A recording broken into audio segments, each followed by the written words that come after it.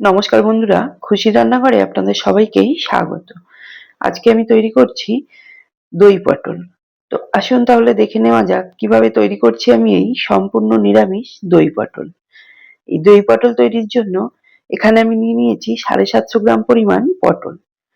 পটলগুলোকে মাঝে মাঝে একটু খোসা রেখে ছাড়িয়ে নিয়েছি। দেখুন পটলগুলোর মাঝে মাঝে আমি একটু খোসা রেখেছি। আর এই খোসাগুলো রাখার ফলে পটলগুলো রান্না করার পরেও নরম হয়ে যাবে না। আর পটলগুলোকে ছাড়িয়ে নিয়ে ভালো করে ধুয়ে নিয়েছি, তারপর পটলগুলোর দু প্রান্ত একটু চিড়ে দিয়েছি।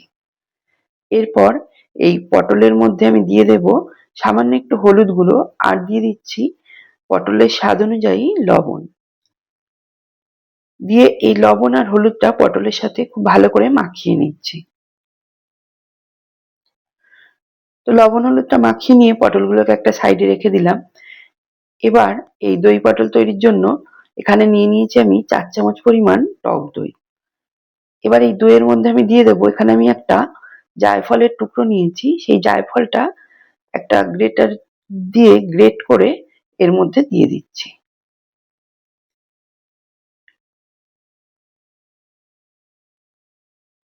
দেখুন সমস্ত জায়ফলটা আমি এর মধ্যে গ্রেট করে দিয়েছি। এরপর এর মধ্যে দিয়ে দিচ্ছি 2 চামচ পরিমাণ গুঁড়ো দুধ, আর দিয়ে দিচ্ছি 1 চামচ পরিমাণ চিনি, আর সামান্য একটু লবণ দিলাম। দিয়ে এই সমস্ত উপকরণগুলো টক দইয়ের সাথে খুব ভালো করে ফেটিয়ে নিচ্ছি। আর এই দই পটলের মধ্যে যদি একটু জায়ফলের গুঁড়ো আর গুঁড়ো দুধ দেওয়া হয়, তাহলে দই পটলের টেস্টটা খুব সুন্দর হয়। তো অবশ্যই চেষ্টা করবেন একটু গুঁড়ো দুধ আর একটু জায়ফলের গুঁড়ো দেওয়ার জন্য। এরপরে এই দইটা একটা সাইডে রেখে দিলাম। তারপরে এখানে আর একটা বাটি নিয়ে নিয়েছি, নিয়ে এই বাটির মধ্যে নিয়ে নিলাম 1 চামচ পরিমাণ ধনে গুঁড়ো, 1 চামচ পরিমাণ জিরে গুঁড়ো, 1 চামচ পরিমাণ লাল লঙ্কার গুঁড়ো, হাফ চামচ পরিমাণ দিয়ে দিচ্ছি কাশ্মীরি লাল লঙ্কার গুঁড়ো, আর সামান্য একটু দিয়ে দিলাম হলুদ গুঁড়ো। দিয়ে এই গুঁড়ো মশলাগুলোর মধ্যে সামান্য একটু জল দিয়ে একটু মশলাগুলোকে জলের মধ্যে ভালো করে ভিজিয়ে রাখছি। আর গুঁড়ো মশলা এইভাবে জলে ভিজিয়ে তরকারিতে ব্যবহার করলে বাটা মশলার একটা স্বাদ আসে। তো আমি সেই জন্য গুঁড়ো মশলাগুলো একটু জল দিয়ে ভিজিয়ে রাখলাম। এখানে আমি 2 চামচ পরিমাণ ভাঙা কাজু বাদাম নিয়ে নিয়েছি। তার মধ্যে সামান্য একটু জল দিয়ে বাদামগুলোকে ভিজিয়ে রাখলাম। এই কাজু বাদামটা পরে আমি পেস্ট করে নিয়ে তরকারিতে ব্যবহার করব। দই পটলটা তৈরির জন্য উনানে একটা কড়াই বসিয়ে দিয়ে কড়াইয়ে বেশ কিছুটা পরিমাণ সাদা তেল গরম করে নিয়েছি। গ্যাসের ফ্লেমটাকে হাই হিটে করে রেখে কড়াইয়ের মধ্যে দিয়ে দিলাম লবণ হলুদ মাখিয়ে রাখা সমস্ত পটলগুলো। সমস্ত পটলগুলো দিয়ে দিয়ে তেলের সাথে ভালো করে পটলগুলোকে নাড়াচাড়া করে একটু পটলগুলো তেলের মধ্যে নাড়াচাড়া করে দেওয়ার পর কড়াইয়ের মধ্যে একটা ঢাকনা দিয়ে পটলগুলোকে আমি 2 মিনিট ভাজার জন্য অপেক্ষা করছি। তো 2 মিনিট পর ঢাকনাটা খুলে দিয়ে পটলগুলোকে আবারও নাড়াচাড়া করে দিলাম। পটলগুলোর একটা দিক একটু হালকা ভাজা হয়ে গেছে। পটলগুলোকে আবারও নাড়াচাড়া করে দিয়ে কড়াইয়ের ঢাকনা দিয়ে আবারও এটা 2 মিনিট আমি ভাজার জন্য অপেক্ষা করছি। তো এইভাবে ঢাকনা দিয়ে পটলগুলো ভাজলে পটলগুলো খুব তাড়াতাড়ি নরম হয়ে যাবে। তো সেই জন্য আমি ঢাকনা দিয়ে পটলগুলোকে একটু ভেজে নিলাম। আর এই পটলগুলো ভাজার সময় অবশ্যই গ্যাসের ফ্লেমটাকে হাই হিটে করে রাখবেন। তো পটলগুলো আমার ভাজা হয়ে গেছে। আমি ঢাকনাটা খুলে আরো বেশ কয়েকবার একটু নাড়াচাড়া করে নিয়েছি। দেখুন পটলগুলো ভাজা হয়ে গেছে। এই পর্যায়ে আমি পটলগুলোকে তুলে নিচ্ছি। পটলগুলো তুলে নিয়ে গ্যাসের ফ্লেমটাকে লো হিটে করে দিয়েছি। আর এই পটল ভাজা তেলের মধ্যেই আমি কিছু গোটা মশলা ফোড়ন দিয়ে দেব। তার জন্য এখানে নিয়ে নিয়েছি 2টো ছোট এলাচ 1 চামচ, গোটা জিরে, একটা ছোট দারচিনির স্টিক, 2টো লবঙ্গ, একটা শুকনো লঙ্কা, আর কয়েকটা গোলমরিচ। এই গোটা মশলাগুলো তেলের মধ্যে দিয়ে দিলাম, দিয়ে একটু নাড়াচাড়া করে দিচ্ছি। যখন এই ফোড়নটা থেকে সুন্দর একটা গন্ধ বেরিয়েছে, সেই পর্যায়ে এর মধ্যে আমি দিয়ে দেব 1 চামচ পরিমাণ আদা বাটা। আদা বাটাটা দিয়ে আদা বাটাটাকেও একটু ভেজে নিচ্ছি। আদা বাটাটাকেও একটু হালকা করে ভেজে নিয়েছি। এরপর এর মধ্যে দিয়ে দিচ্ছি যে গুঁড়ো মশলাটা আমি জলে ভিজিয়ে রেখেছিলাম, সেই গুঁড়ো মশলাটা। তো সমস্ত ভেজানো মশলাটা কড়াইয়ের মধ্যে দিয়ে দিলাম আর বাটিটা ধুয়ে সামান্য একটু জল দিয়ে দিলাম। এরপর এই মশলাটা তেলের সাথে ভালো করে নাড়াচাড়া করে মিশিয়ে দিচ্ছি।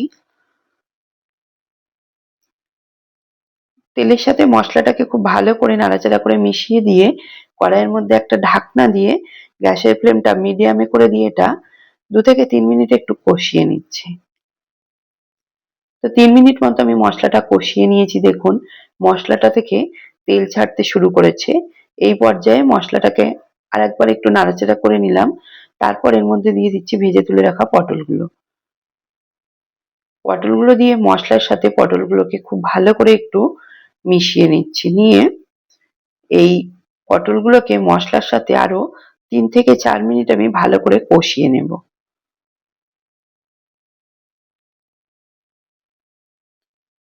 দেখুন পটলগুলো ভালো করে কষানো হয়ে গেছে।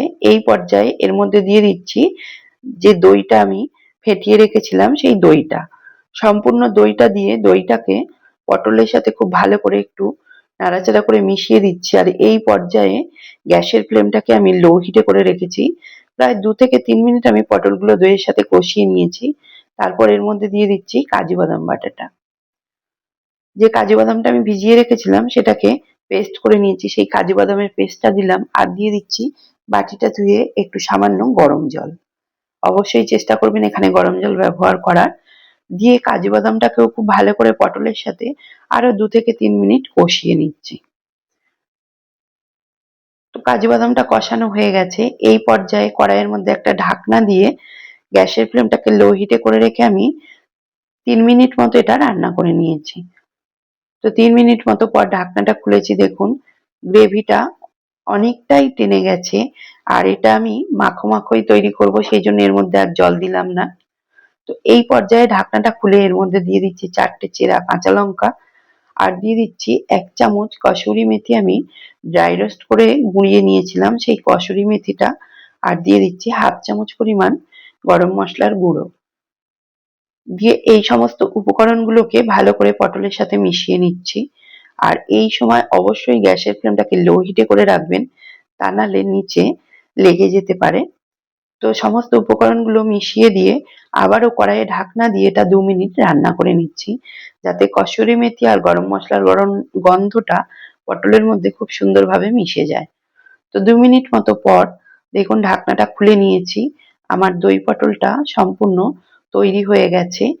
এই পর্যায়ে আমি আরেকবার নাড়াচাড়া করে নিলাম। নিয়ে গ্যাসের ফ্লেমটা বন্ধ করে দিয়ে কড়াইয়ে একটা ঢাকনা দিয়ে 5 মিনিট মতো এটা স্ট্যান্ডিং টাইমে রেখে দিচ্ছি।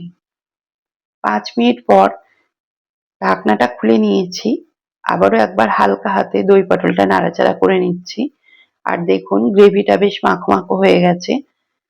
এই পর্যায়ে আমি এই দই পটলটাকে নামিয়ে নিচ্ছি। দই পটলটাকে নামিয়ে নেওয়ার পর গরম গরম এই দই পটলটা আমি পরিবেশন করে দিয়েছি। আর এই দই পটলটা ভাত, রুটি, পোলাও, ফ্রাইড রাইস, পরোটা সবকিছুর সাথে খেতে কিন্তু খুবই সুন্দর লাগে। তো বন্ধুরা আপনারাও যেকোনো নিরামিষ দিনে আমার মতো করে একবার দই পটল বানিয়ে দেখবেন। খেতে কিন্তু অসম্ভব সুন্দর হয়। তো আজকে আমার এই দই পটলের রেসিপি আপনাদের কেমন লাগলো অবশ্যই মতামত জানাবেন। যদি ভালো লেগে থাকে তাহলে একটা লাইক দেবেন। আর যদি আমার চ্যানেলের নতুন বন্ধু হয়ে থাকেন তাহলে আমার এই চ্যানেলটি সাবস্ক্রাইব করে দেবার অনুরোধ রাখলাম। ধন্যবাদ।